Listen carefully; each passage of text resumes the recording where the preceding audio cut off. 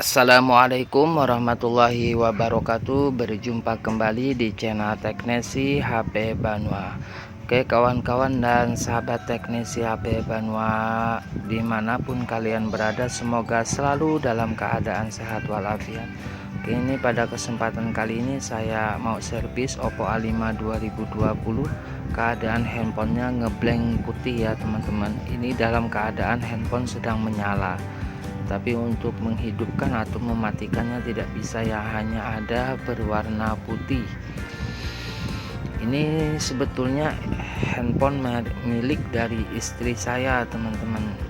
Dia baru saja pulang dari puskesmas tempat dia bekerja dan ngasih handphonenya, bahwa ngeblank putih katanya, dan rusaknya seperti ini ya. Oke, tenang saja dan tidak perlu khawatirkan, suaminya seorang teknisi. Mantap ya teman-teman dan sahabat teknisi HP Banua. Oke, kita akan selesaikan atau kita akan bongkar ya untuk permasalahan pada Oppo A5 2020 yang ngeblank putih. Terlebih dahulu kita panaskan bagian koper belakangnya ya. Seperti mana pada handphone yang sekarang ini kebanyakan untuk pembongkaran itu harus kita panaskan terlebih dahulu di bagian koper belakangnya, dan kita cari celah atau kerusakannya ya. Pelan-pelan kita cari pelan-pelan dulu ya teman-teman. Panaskan karena untuk Oppo A5 2020 ini untuk saya perdana ya, pembongkaran atau servis Oppo A5 2020 ini baru pertama kali.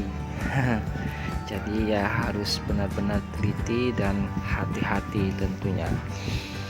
Dan ini juga handphonenya masih original, belum pernah mengalami pembongkaran karena ini baru dipakai. Saya belikan untuk istri saya sekitar 4 bulan ya, dan handphonenya mengalami kerusakan seperti ini. Jadi untuk pembongkaran saya putuskan untuk berhati-hati, jangan sampai handphonenya ini mengalami gores atau lecet ya. Jadi kita panaskan betul-betul pada kopernya yang dilem cukup lumayan kuat. Oke, kita pelan-pelan cari terus ya celah yang tepat untuk memasukkan bekas dari touchscreen tab ini ya, membantu pemisahan ya. Nah, kita congkel saja sedikit lalu kita panaskan lagi. Seperti biasa teman-teman, kalau sudah ketemu celahnya langsung saja kita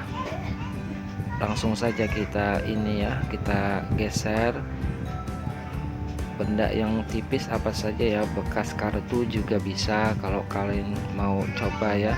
Kalau saya lebih aman ini untuk saran saja ya, kalau kalian punya bekas touchscreen dari tab itu kita bisa potong-potong kecil lalu kita pakai untuk menggunakan pemisahan koper yang dilem seperti ini.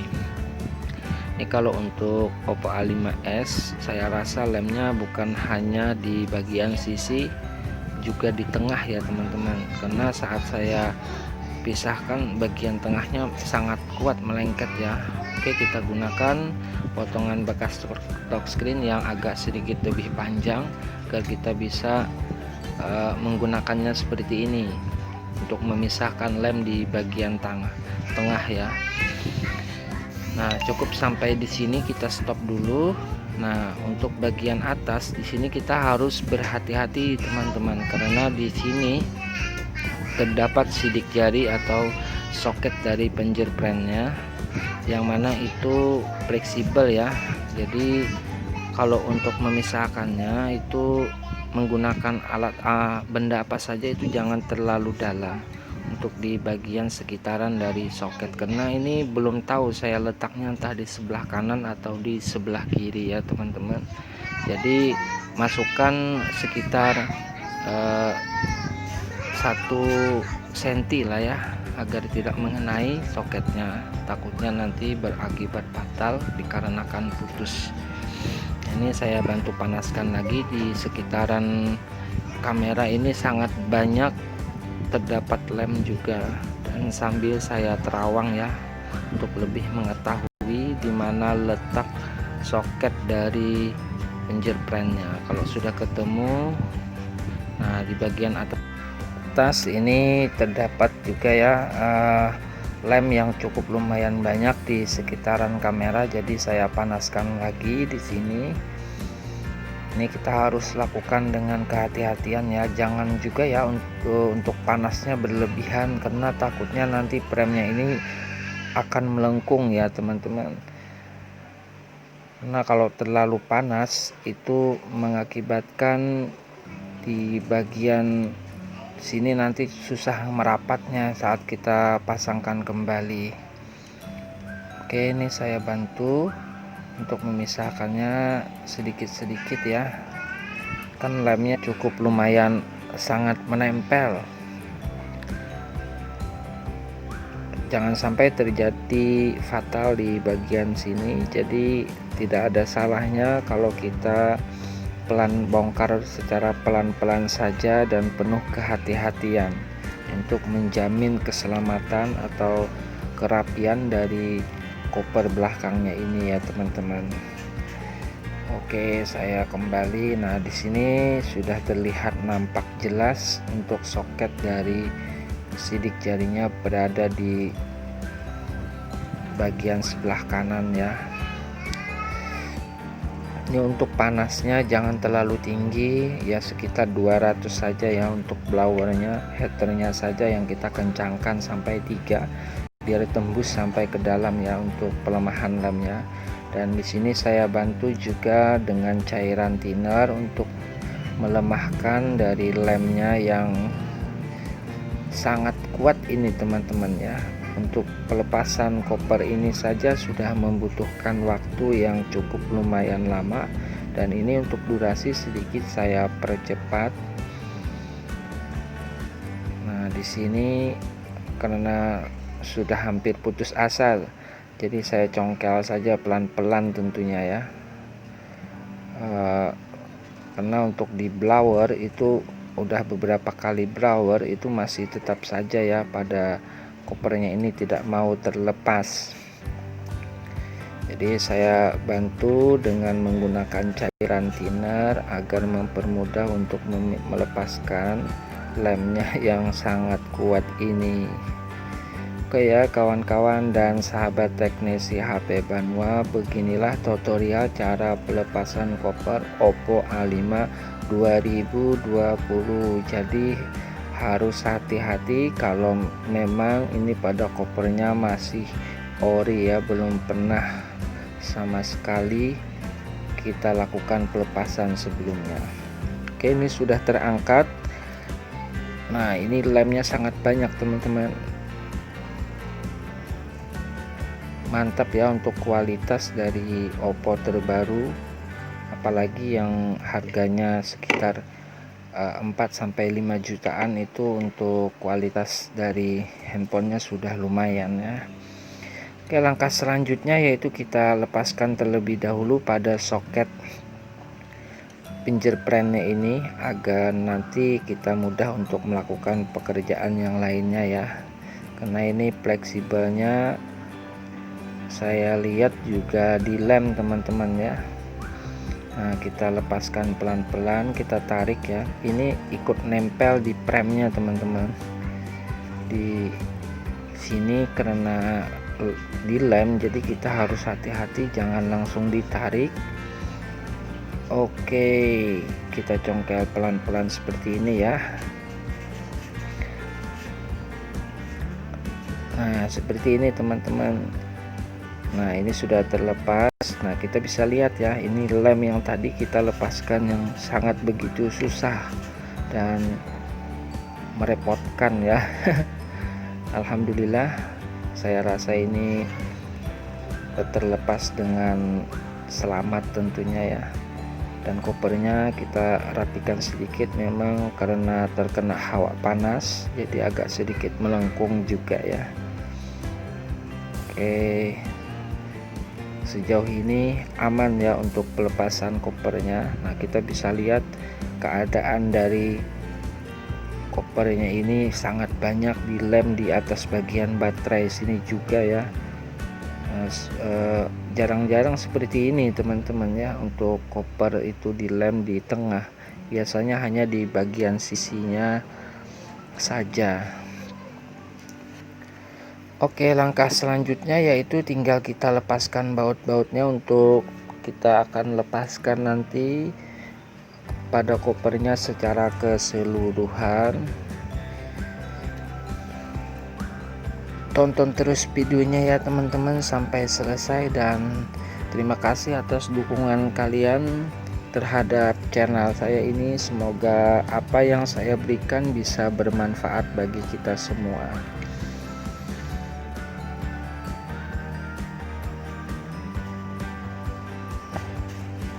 Oke ya, tinggal kita copot dulu satu persatu bautnya, dan seperti biasa ya kawan-kawan, kita ambil di bagian tempat slot SIM itu agak sedikit lentur, kita gunakan kuku saja untuk memisahkan kopernya agar tidak terjadi lecet atau goresan ya. Di sini kok agak keras ya, oke. Agak sedikit keras, dan ada satu baut yang belum saya lepaskan ya, pantesan saja tidak mau terpisah. Nah, ini sudah kelihatan dari penampakan mesinnya. Nah, kita lepaskan saja soket baterainya ya teman-teman, lalu kita pasangkan kembali dan kita tekan tombol powernya.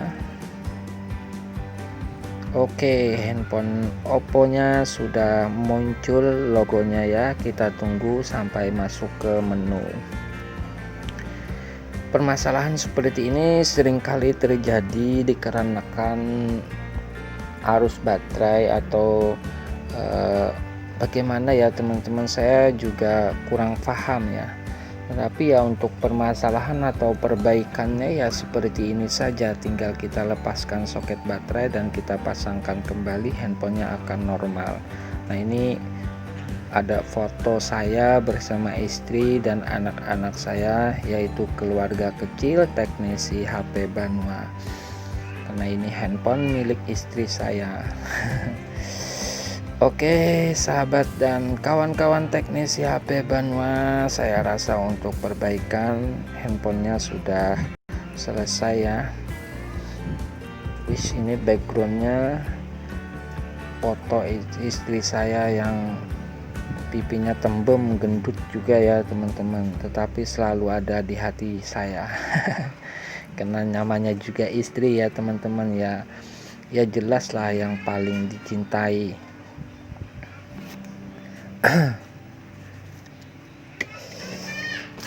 Oke, saya rasa untuk permasalahan atau tutorial video saya kali ini hanya ini yang dapat saya berikan ya. Semoga bermanfaat untuk kita semua.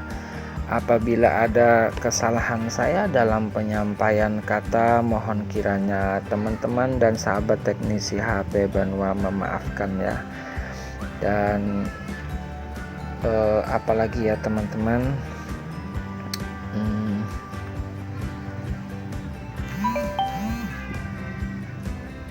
udah dulu ya teman-teman, kita akan berjumpa kembali di lain waktu dan kesempatan. Semoga nanti kita dapatkan servisan yang tipe-tipe terbaru lah ya, dan untuk kerusakannya kalau ada sih yang agak lebih rumit ya teman-teman. Jangan yang seperti ini terus tutorialnya, biar kalian tidak bosan. Saya itu mau-mau aja teman-teman dapat kasus yang agak sedikit rumit lah ya, tapi ya yang bawa handphone kerusakannya ya seperti ini kebanyakannya ya. Jarang-jarang sampai ke IC. Kalau ke IC itu orang di tempat saya ini sudah biayanya sekian, mahal, mending beli baru, bilangnya seperti itu. Jadi di tempat saya jarang-jarang saya temukan atau saya servis handphone yang kerusakannya kelewatan lah ya. Oke, saya rasa hanya ini yang dapat saya sampaikan. Kita akan berjumpa lagi di lain waktu dan kesempatan. Salam teknisi HP Banua.